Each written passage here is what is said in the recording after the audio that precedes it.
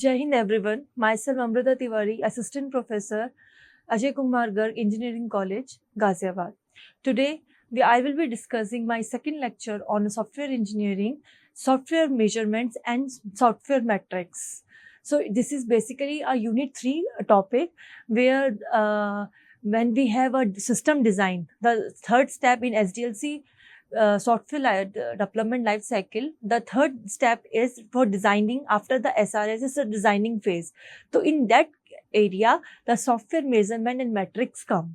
So let us discuss what are the software measurements and metrics. So these are the outlines of my lecture. Firstly, I will be tell you what is the actual meaning of the software measurement and the software metrics.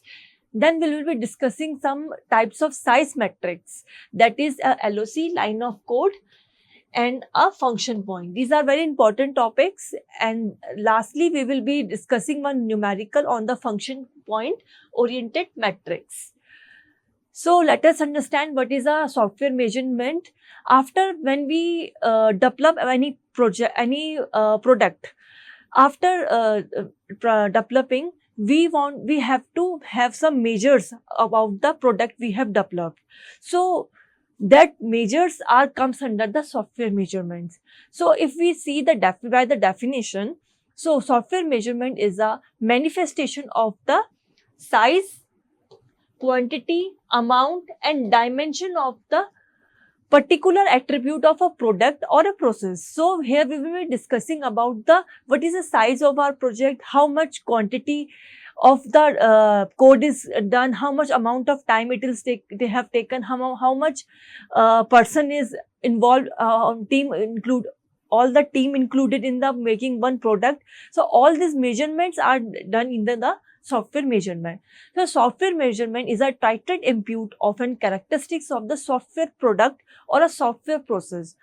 So it is an authority within the software engineering. So the qualities we want in our product, the software qualities like maintainability, improvability, reliability, portability, reusability and many more, all this qualities should be there in the product. So we measure according to that these different types of qualities that we are expecting for in our project is there or not, and according to it we measure. So what are the software measurement principles? Firstly, it involves the 5 activities. Firstly, we will do the formulation. What is formulation? The derivation of the software measures and metrics appropriate for the presentation of the software that is being considered. So firstly, we will do the formulation of our project. What are the different representations of the software? Then collection. What is collection? After formulation, after decided what measures and metrics we have to do, according to it, we will collect the data.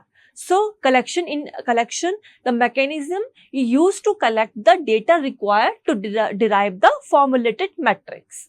Then there comes the analysis phase. What in an analysis phase? After we have collected and formulated the data, we will now come to the mathematical tools where we will implement the metrics.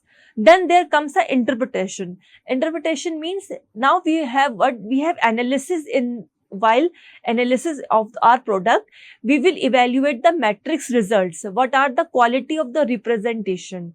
And lastly, after the interpretation of our result, we finally come to the feedback stage. So in feedback stage, we will then the report will be made, and this report will be sent to the software team that these are the measurements we have taken, and according to this we have formulated with this different types of formulas, and these are the results.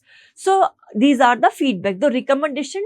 And what are the recommendation after that? If we want to have any changes according to it, we will be do in the feedback phase.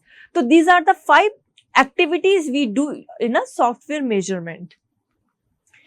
Then why we need our software measurement? The question arises why we need. So software is measured. So firstly, to create the quality of the current product or a process. So we have everyone who is creating any software or any product, he wants that his software should have all the standards what are required. So the quality should be on a top note. So this is the basic need for the measurement. That's why we want to measure our software product. Then anticipate the future qualities. After measurement, when we after formulating and derivation we have done in our product, the feedback what we get at the end of the day is the future qualities what we have to do work on. So future quality should be focused after the measurement. Then after doing all this thing, the enhancement of our quality product is done, and it will regulate the state of project in a relationship to the budget and schedule. This is also very important point. That's after evaluating. So in evaluation, the amount of time and schedule also come. So after doing the measurement, what is the budget? The product we are developing are in our budget, what we have stated in the SRS document is not or not, and also the time. In respect to time, the project should be completed within the time we have given to the stakeholders or the company. So that's why these are all the measures why we need the software measurement. Then there comes a different types of software measurement. It is furtherly classified in a two type. Firstly is a direct measurement, and secondly is a indirect measurement. So if we see the direct measurement, what is a direct measurement? That means the product, process or a thing is measured directly to the standard scale. There is a standard scale, and these are the terms which are being measured in the direct. And what is indirect phase? In indirect measure, usually come the parameters which we cannot calculate in the form of formulas. It generally comes the qualities, the quantity which are hypothetical, which are not actual values. So the indirect, the qualities and the quantities to be measured. In this mainly comes the software qualities in which we are evaluating the product, that the maintainability, reusability, efficiency of the project. All these measurements come under the indirect measurement. So these are the basically two types of measurement: the direct measurement that can be formulated with the help of formulas, and indirect measurement in which that are the qualities and the quantities that can be measured using the use of references. We generally use the references by the product we have previously developed it. We compare the product, our present project and the previous project, and correlate with that what are the changes we have made. So these are the indirect measurements. So let us understand. Now we have to understand the measurement. What are the categories we have to measure? Now comes the metrics. So what is a matrix? It is a measurement of the level at which any input belongs to a system, product or a process. So software measurement is usually only if they are categorized effectively and validated, so that there is what is proven. So there are mainly the four functions of the software metrics. For software metrics means the measurements, the categories what we have decided in the software measurement. For this, the formulation we have to do comes under the software metrics. So the formulation, all the formulas and what we interpret that comes under the software metrics. The functions according to the software metrics are: firstly, we do a planning. There comes a planning phase where there should be a planned version. Then there comes a organizing. We should organize. Metrics come the organizing. Then comes a controlling phase, and then comes the improving phase. So these are the four main functions of the software metrics. Our software should be in a planned way. It tells about that the software is in a planned way, it is organized way, it is in a control way, and it is improving. So if all these four categories are there in our product, that means our software metrics is correct. So these are the software matrices. Then also we have a software types, matrix types. There are categorized only three types, that is a product matrix, where we talk actually about the product. Then there comes a process matrix, then where we talk about the process of the project. And thirdly comes a project matrix, where the project, about the project, whole execution of our process comes. So if we briefly introduce what is these three types, product metrics are used to evaluate the state of the product. We usually track the risk, undercover the prospective problem areas. So these are the main two functions of the product metrics.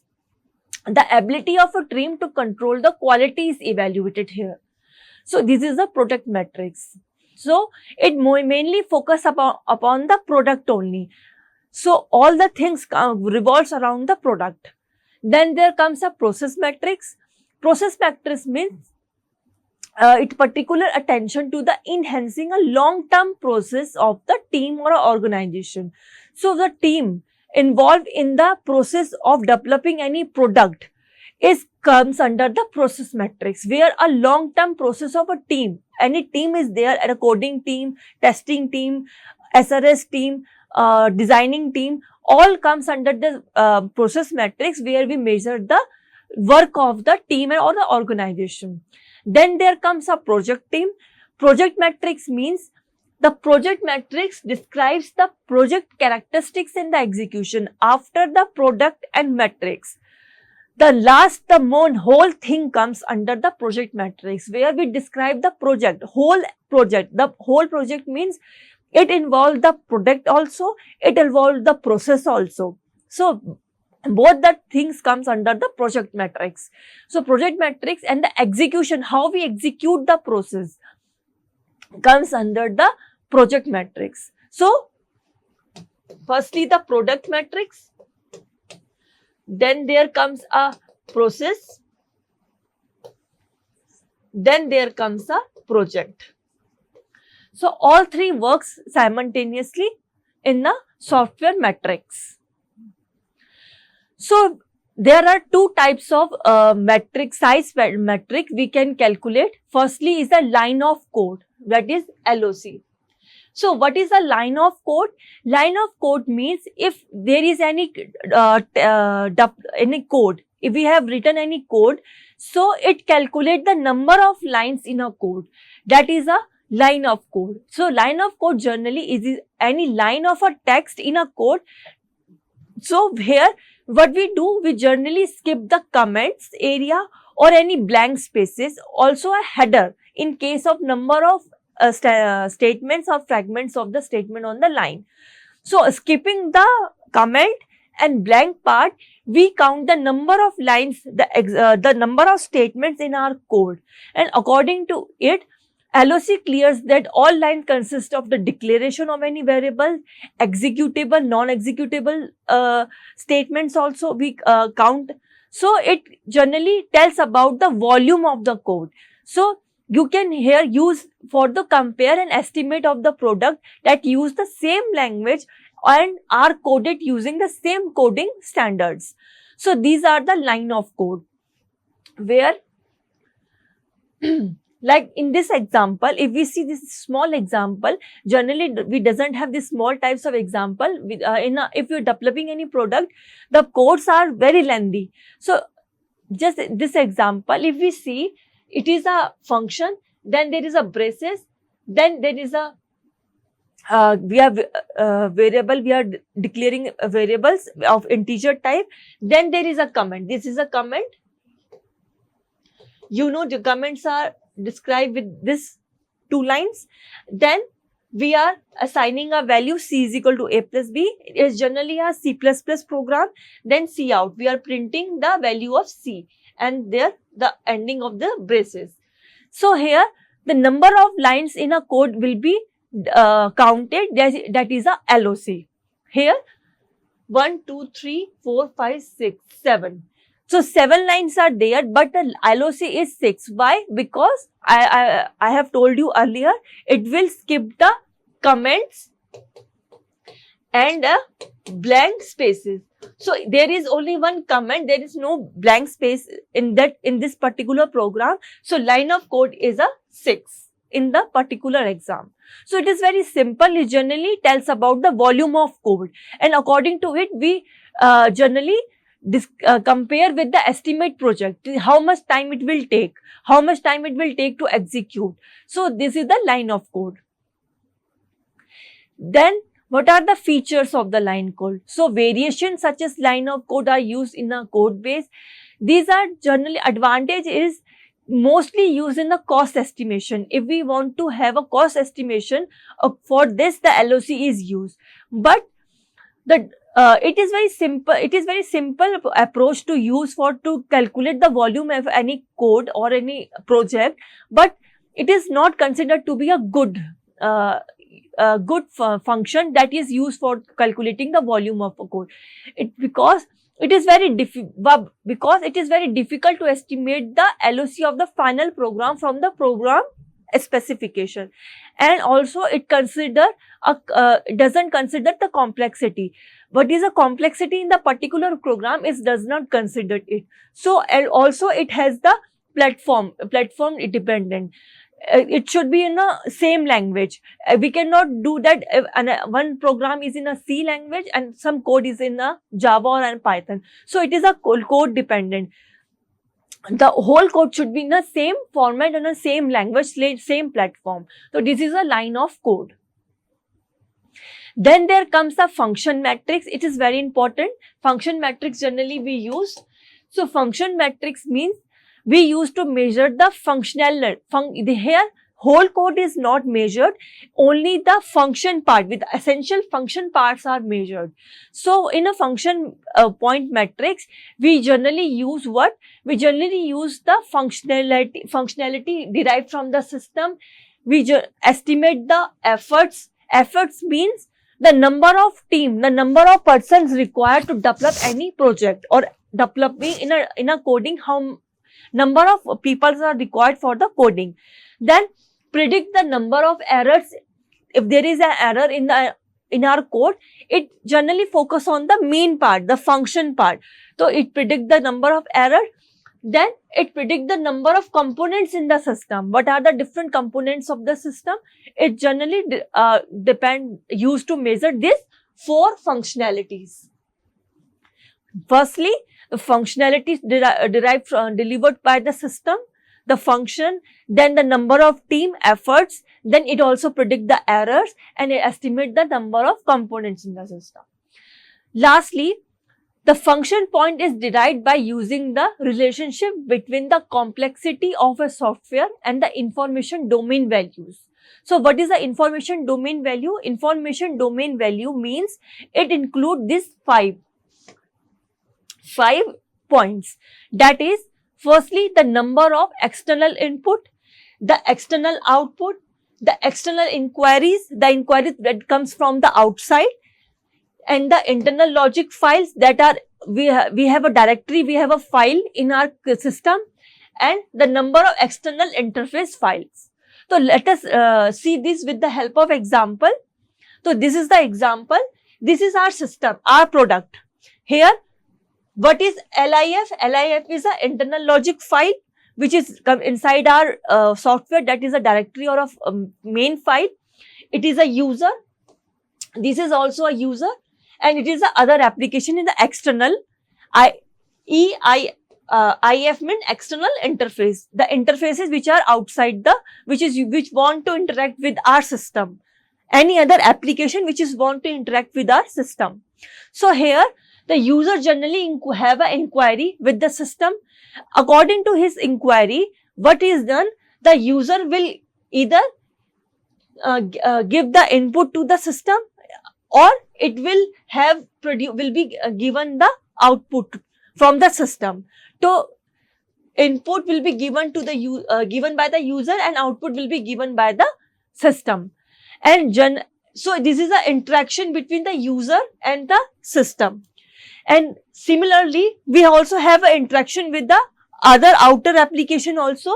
So we can have an inquiry or any input output with the other application, that is the external interface. So this is the module of the function point. The function point works on this function information domain values. So these are the information domain values in which the function point matrix works. So let us see one example how we count the function point in this. It is a very important. So here first step is, there are basically the if we want to calculate the FP function point, the function point is calculated using the function FP is equal to unadjusted function point into complexity function point. This is the formula for calculating the function point. So firstly, we should calculate the CAF, that is a complexity adjustment factor, CAF. CAF is calculated, it is basically the 14 characteristics. The 14 characteristics are data communication, distributive data processing, performance, heavily used configuration, transactional role, online data entry, end users, online update, complexity, reusability, installation, operation, multiple and facilitated changes. These are the 14 characteristics according to which we categorize this in a scale of 0 to 5. We categorize this in a 0 to 5. In the question, the scale will be given. What is the scale? We have to memorize only this scale. We doesn't have to memorize all the 14 characteristics. So these all 14 characteristics are scaled in this 0 to 5. For 0, that means no influence. The 14 categories have no influence or no importance. 1 means incidental, 2nd means moderate, 3rd means average, significant, 4th means significant, and 5th means essential. So we will calculate the CAF, that is 14 characteristic into the scale. Scale will be given. What is the scale? So 0 for influence, 1 for incidental, 2 for moderate, 3 for average, 4 for significant, and 5 for essential. Now the step 2 is calculating the CAF. So CAF is calculated using, this is the formula. So 0.65 plus 0.01 into F. F is calculated here. This is the F, which is calculated into 14 characteristic into the scale. So from here we will get the CAF. Now an adjusted function point and UFP. How UFP will be calculated? UFP will be calculated with the this information domain values. So these are the information domain values, functional units, and according to it, we have categorized into the 3 tables. Firstly, the low value, average value, and high value. These are the values. So we multiply. What are the values of this? We multiply according to the question we have mentioned in the clauses in the question. If the value is low, we will multiply these values of this with the values of this. If the value is average, then we will calculate their values with the average value. If the value is high, we will calculate their value with the higher values. So like this, the UFP will be calculated. This is the step 3. The first step is called calculating the CAF. CAF is calculated using the firstly 14 into the scale, and then this will be put here in this formula. And the second step is calculating the unadjusted functional point, where we calculate this value with the high, low, and average value, whatever the question will be given in the question. Then the third step will be, we will be calculating the functional point. The functional point will be, what is the functional point? Unadjusted UFP, then complexity CAF. So if we see with this example, we have given user input 40, user output 40, user inquiry 35, user file 6, and external interface 5. Now the complexity CAF is average. The value is given that it is the average. So average, hence the average means, here let's see, average means scale of 3. From 0 to 5 it is of 3. So we will multiply the characteristic 14 characteristics with 3, that is 42. Then we will put this in the formula CAF is equal to 0.65 plus 0.01 into 14 into 3, that is 42. From here we will get the CAF, that is 1.07. Now weighing UFP, unadjusted functional point, and unadjusted functional point is also the average. Average means this value, this 4 will we calculate, multiply with this 5, 4, 10, 7. So 50 into 4 plus 40 into 5 plus 35 into 4, 6 into 10 into plus 4, that is 6 to 8. From here we get the UFP. Now the both values we have calculated. Now we will put this in this formula, that is FP is equal to UFP into CAF, that is 6 to 8 into UFP value is 1.07. From here we get the value, that is 67.96. This is the functional point. So like this we calculate. We only need to memorize these values and these values for calculating the functional point. That's all for my side. We will be discussing more questions on the software engineering. Thank you.